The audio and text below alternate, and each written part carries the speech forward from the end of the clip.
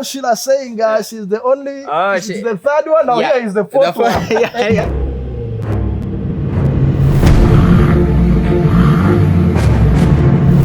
decided to come check out my friend V-Dollar. I believe you've been seeing the different series where he's been speaking enthusiastically about forex trading, how forex trading has been able to turn his life around.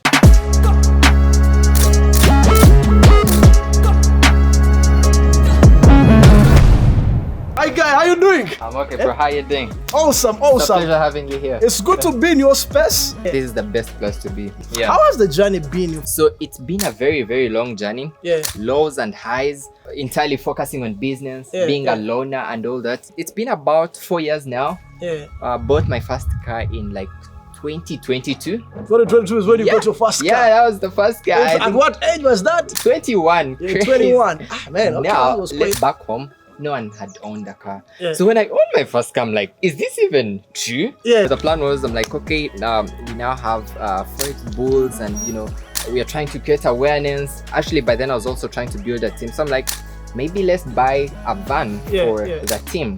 That was like our first idea. Yeah. But then also being the first car, I'm like, anyways, I'll do this. Actually, the pace was a bit fast. I was growing, I was making money, things are really moving fast. I'm like, no, I want to keep this guy for longer. Then I get a Mark X. So you moved from first big car then to a Mark X. Yes. I've always also loved lower cars. Traders know you need that fast lifestyle. Those low cars, they come with the comfort. So got a Mark X. Very good car. Still loved it. Fast, comfortable, for sure. I was balling. I mean, looking at my age, I'm like, so I finally have this. There's more. Interesting. And very good car. On that actually for a very long time. I think about 2 years. And thought of upgrading. This very good car. So you can see it's a Kenyan number plate. Last year I made a decision and said, no, I'm going to stay in Kenya for a bit of time. Because at some point I'd gotten to a stage where things were really moving really smoothly here. I have a good house, I have a car, my team is progressing and all that, and I was getting too comfortable. And I never want that. So I said, no, I'm going to go to Nairobi, start off, and see what I can do. How is forex trading? How is the forex trading community in Nairobi? And of course, you being a Ugandan, new place, you're basically trying to blend in. How is the experience working with the Kenyan community as well? Vibrant. Actually, because Kenyans are just like Ugandans, but they're more fast-paced, quick. They will easily, adopt and all that. Then more to that, I have a very, very huge audience in Kenya. Actually, funny thing is, my biggest audience is Kenyan than Ugandan. Yeah, people that watch my trading videos and learn trading from me. It's crazy. Interesting. How do you love about this shit 200? These are Mercedes-Benz. And to be honest, these cars are so good. Very comfortable, fast. I could also show you inside actually. So it's a very good car, more performing than the Mark X, comfortable on road, and I've always wanted a Mercedes. So that was a good start. So how long have you been with this one? So I've owned this now for about a year. For about a year. And I'm not selling it anytime soon. Because at this point now I'm trying to collect cars. So all the cars that I'm buying are to stay. Wow. Yes. Interesting. So I keep it in the best shape as much as possible. Actually, funny thing, I've driven this car from Nairobi to Kampala about 6 times now. 6 times now? Now what? Yes. So the reason as to why you keep the Kenyan plates because you're moving in and out.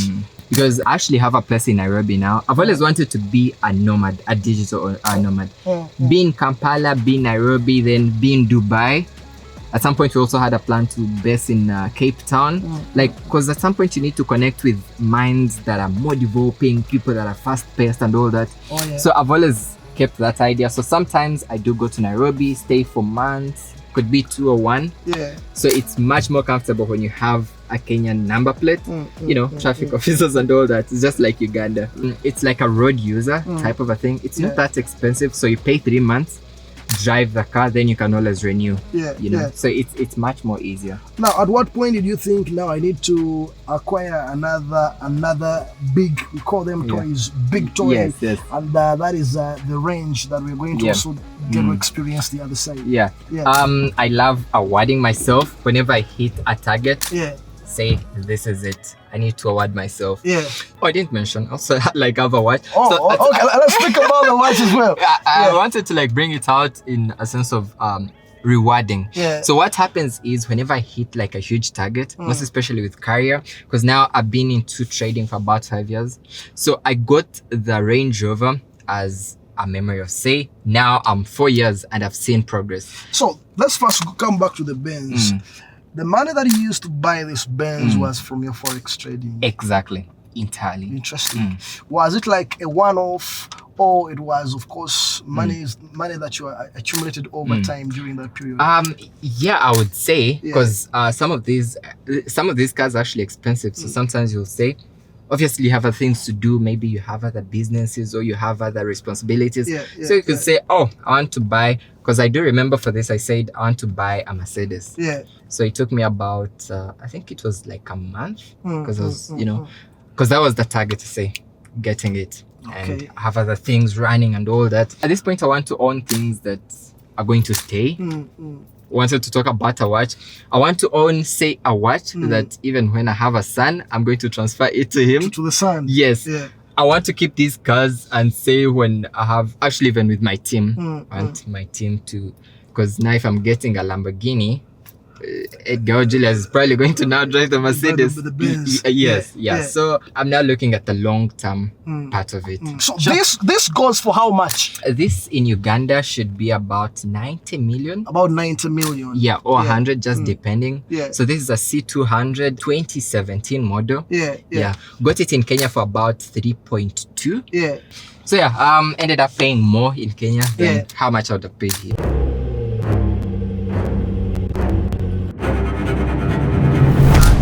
Rover Vela.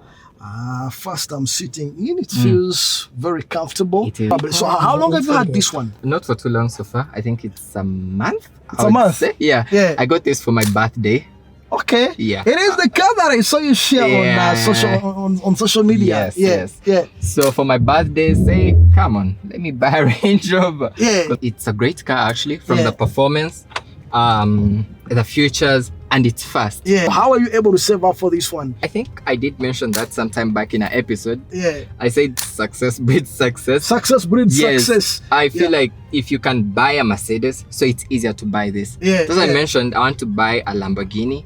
In Uganda here, it would be so crazy. But I say that because I've been able to get this. And I feel like it's very possible. Because if it's actually pretty easy, even as the business and you're getting better, you're making more money and all that kind of stuff. So it's much more easier. How does it feel? How does it feel? It's comfortable in terms of performance. Well, since we're in a residential community, I don't think we can go further. You have to keep within the speed limit. But let's try a place where we can race a bit. Just press start and then here we go.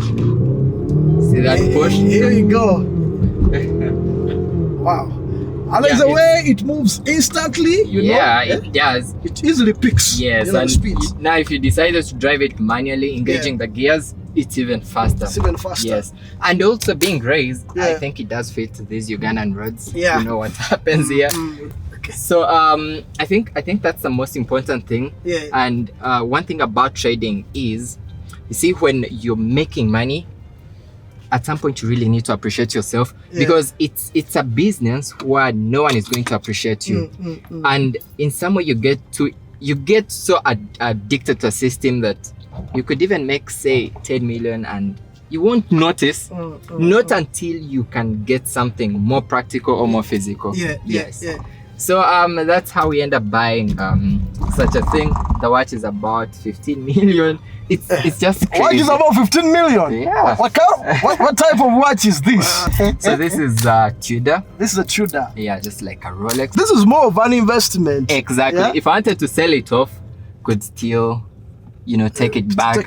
Yes. So I also want to keep a lot of money in those things. This is interesting. Yeah. So when did you buy this? I got that about 8 months ago. We went to Dubai. Yeah. Got 2 pieces actually, and looking at buying more. I think they're good to keep money and value. Yeah. No, I think what you're speaking about, rewarding yourself, is very important. Yes. You see people hustle every day, you get the money, but then you just want to stash it somewhere. Right. Yes. Without appreciating you that makes that money. Yeah. Yes. I think it's quite important. Yes. Quite important. Advice would you give a young person, especially now some that look up to you, especially in terms of gradual achievement of success? Yes. How to appreciate that? Because what muntu ngaya akatandika forex trading, but they want to be in your position, especially a person who has been there for some time. So I do have sayings as if you find out something that works, hang in there. I'll give an example with trading. Actually, for my journey, sometimes it's even so hard to say, oh, this is it, because by then I had no inspiration, I had no person to look up to. The guys that I was looking up to were South African, and they're not even Ugandan. I mean, maybe that works in South Africa, not here. Now, in some way, I've been able to make it. That should be an inspiration. Look at Daniel and say, oh, Daniel is young and he's Ugandan and he's been able to make this or do this. Then this is totally possible. Then also looking at, for how long has Daniel been doing this? And actually, now look, we are showing a journey. Told you, started off with an Alphard. I mean, you just can't jump out of nowhere and say, I'm going to buy a Range Rover. Things have stages to it. There's been a stage, there's been a process that you've been appreciating. What is flipping about? So flipping is like turning small amounts to big amounts. Say you're using $10 and you want to make 100. So we could say you flipped $10 to 100. Now, the thing about it is, I wouldn't personally recommend it. It's not professional trading. But what happens is most people are just trying out things. Maybe it's a challenge and you want to say, how much can I make out of 100? Because actually, funny thing in trading is you could even use 100 to make 1,000. So you can use 100 to make $1,000. Yes, but the problem with that is it's not dependable in the long run. So what makes flipping non-professional? Is it more so risky? Yes, and type of gambling, honestly. Yes, because if you're trying to make 1,000 from 100, you're probably risking everything. I wouldn't recommend that unless you're just doing it as a challenge to test out your skills and all that. So before you think of flipping, you should be ready for the loss in the event that the loss happens. Exactly. Yes. So you have to prepare yourself mentally. Exactly. Any hack you wish to share as we come towards the end of today's episode, especially to the young people that are, aspiring to become, forex traders? Well, pretty easy again. I'll always stick to more action. Let's talking more action. So that means in whatever you're doing, at some point you need to leave the talking and get to action. Because I feel like, now let's give an example. Someone might have watched this episode and they're inspired and all that, and they're not ready to go take action. You see, sometimes we think talking is going to bring the results, which in actual sense doesn't. Same thing in trading. You talking about trading, knowing a trader and not learning won't make you a trader or won't make you money. So at the end of the day, we shall keep it less talk and more action. Yeah, that's interesting. With you sharing your story, how far you've come, the trials that you've gone through to where you are right now. It is worth appreciating, Risha, thank you so much. Spin it, let's get it.